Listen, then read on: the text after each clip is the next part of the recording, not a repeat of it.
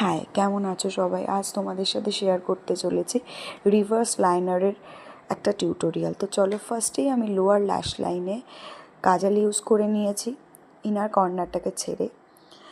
এরপরে আমি একটা অ্যাঙ্গুলার ব্রাশের সাহায্যে সেটাকে ভালো করে স্মাচ করে নিচ্ছি, যাতে একটা লোয়ার স্মোকি এফেক্ট আসে।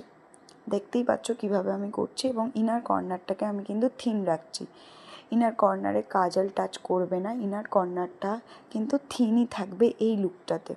ভালো করে স্মাচ করে নেওয়ার পর আমি একটা আউটার কর্নারে লাইন ক্রিয়েট করেছি কাজলের সাহায্যে। তোমরা এটা লাইনার দিয়েও করতে পারো, বাট কাজল দিয়ে আমার বেটার এফেক্ট এসছে। এরপরে আমি একটা ব্রাউন শেড দিয়ে সেটাকে স্মাচ করেছি যাতে কোনো হার্শ লাইন না থাকে। এরপরে আমি আইব্রো করেছি।